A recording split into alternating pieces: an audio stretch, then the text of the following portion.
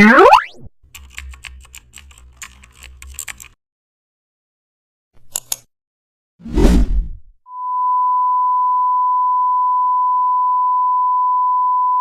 back to the channel. Today we are explore how to design ad poster in Photoshop.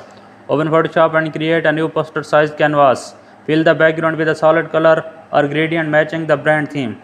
Import product or service image in high resolution. Cut out the product using pen tool or quick selection tool.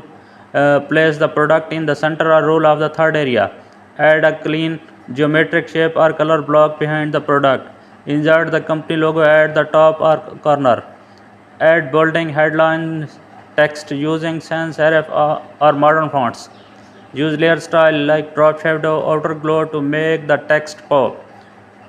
Place supporting text features, offers, prices neatly below the headline. Add icons or symbols for quick info highlights. Apply blending